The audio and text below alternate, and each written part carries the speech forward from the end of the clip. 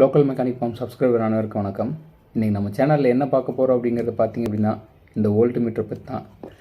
இது எவ்வளோ அதிகப்படியான வோல்டேஜை வந்து கன்சியூம் பண்ணும், எந்த அளவுக்கு இது ஏசியில் ஒர்க் ஆகுதா டிசியில் ஒர்க் ஆகுதா, அது போக இது வந்து பார்த்திங்க அப்படின்னா சிங்கிள் ஃபேஸில் யூஸ் பண்ணிக்கலாமா இல்லை 3 ஃபேஸில் யூஸ் பண்ணிக்கலாமா, இதெல்லாம் பற்றி தான் பார்க்க போகிறோம்.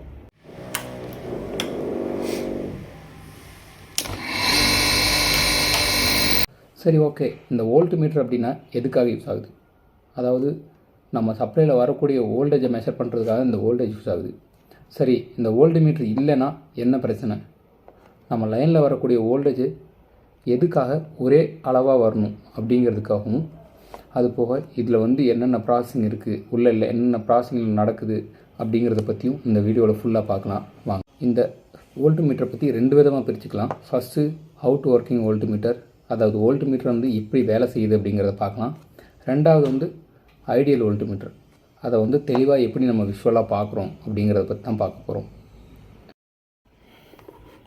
சரி, இப்போ இந்த வோல்ட் மீட்ரு எப்படி வேலை செய்யுது, இது ஏசியா டிசியா அப்படிங்கிறதுக்கு இங்கே மேலே கார்னரில் பார்த்தீங்க அப்படின்னா ஏசிக்கான வேவ் ஃபார்ம் கொடுத்துருந்தாங்க அப்படின்னா அது ஏசி, இல்லை அப்படின்னா அது வந்து டிசி. மேக்ஸிமம் ஏசிக்கான வேவ் ஃபார்ம் வந்து கம்பல்சரி கொடுத்துருப்பாங்க. செகண்ட் ஒன், அடுத்து வந்து இந்த வோல்ட் மீட்டரில் 0 to 300 வோல்ட்டு தான் நான் மெஷர் பண்ணுற மாதிரி என்கிட்ட இருக்குது. ஸோ அதை வச்சு தான் நான் உங்களுக்கு காட்ட போகிறேன். ஸோ தேர்ட் விஷயம் வந்து என்னென்னு பார்த்தீங்க அப்படின்னா இந்த வோல்ட் மீட்டர் எப்படி வேலை செய்யுது, கரண்ட்டில் வேலை செய்யுதா இல்லை வோல்டேஜில் வேலை செய்யுதா அப்படிங்கிறத. எல்லோரும் வோல்ட் மீட்டர் அப்படிங்கிறது வோல்டேஜில் வேலை செய்யக்கூடிய ஒரு விஷயம் தான் நினைப்பீங்க. அதான் இல்லை, இதுக்கும் பார்த்தீங்க அப்படின்னா பவர் சப்ளை தேவைப்படும். சரி, இந்த வோல்டேஜ் மீட்டர் வோல்டேஜில் வேலை செய்யலை அப்படின்னா எப்படி தான் வேலை செய்யுது அப்படின்னு கேட்டிங்க அப்படின்னா, நம்ம இதை வந்து பேரலாக தான் இணைக்கிறோம். ஒரு லீடை வந்து ஃபேஸோடையும் செகண்ட் லீடை வந்து பார்த்திங்க அப்படின்னா நியூட்ரலோடையும் நினச்சிருப்போம். ஸோ அப்படி பார்க்கும்போது சப்ளை உள்ளே வந்தோடனே உள்ளே ஒரு மெலிசான ஒரு காயில் ரோல் வந்து இருக்கும். அதுக்கு முன்னாடி ஒரு ரெசிஸ்டன்ஸ் இருக்கும். அந்த ரெசிஸ்டன்ஸுக்கு நம்ம சப்ளையை கொடுத்ததுக்கப்புறமே அது பவரை கம்மி பண்ணி அந்த மெலிசான அந்த காயில் ரோலுக்குள்ளேயா சப்ளை அனுப்பும்போது பார்த்திங்க அப்படின்னா உள்ளே உள்ள காயில் எனர்ஜியஸ் ஆகி வெளியே உள்ள அந்த நீடில் வந்து ஒர்க்கிங் ஆகும். ஸோ இதுக்குள்ளே எப்படி இருக்கும் அப்படிங்கிறத நான் ஏற்கனவே அம்மீட்டர்லேயே காட்டிட்டேன். சேம் அதே மாதிரி தான் இருக்கும், எந்த வித டிஃப்ரென்ஸுமே இருக்காது. ஸோ நான் அந்த வீடியோவை நான் உங்களுக்கு டிஸ்கிரிப்ஷனில் கொடுக்குறேன், இல்லைனா கமெண்ட் பாக்ஸில் கொடுக்குறேன், ஒன்றும் பிரச்சனையே இல்லை, பாருங்கள்.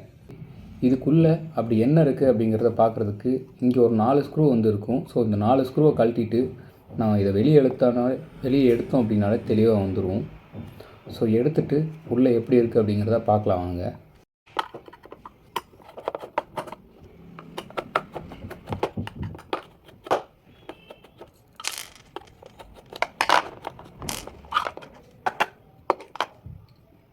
ஸோ இப்போ தான் உள்ளே இருக்கும். இது அப்படியே நான் கேமரா பின்னாடி எடுத்துகிட்டு உங்களுக்கு காட்டுறாங்க.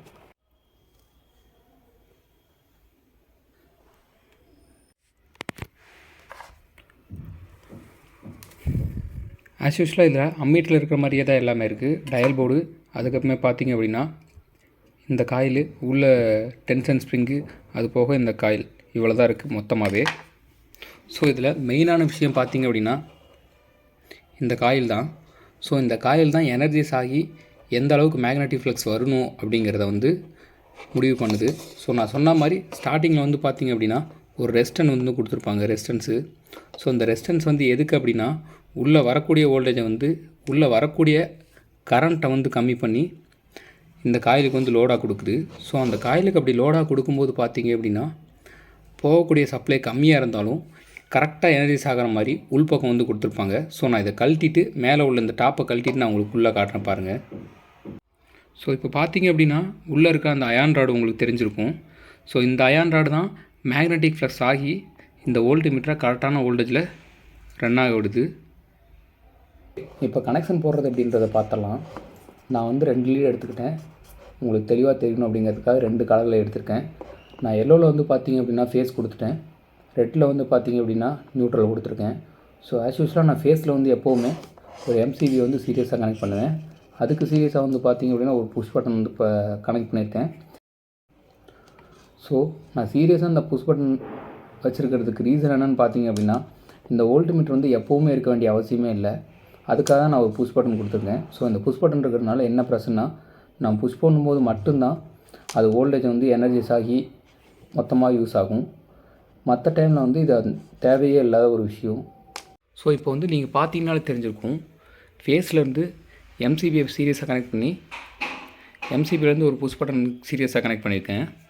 அதோட சீரியஸாக தான் இந்த வோல்ட் மீட்டரை கனெக்ட் பண்ணியிருக்கேன். ஸோ சப்ளைக்கு பேரலாக தான் இந்த வோல்ட் மீட்டர் வந்து கனெக்ட் பண்ணியிருக்கேன். ஸோ இது உங்களுக்கு பார்த்தாலே தெரியும். இப்போ நான் ஆன் பண்ணுறேன்.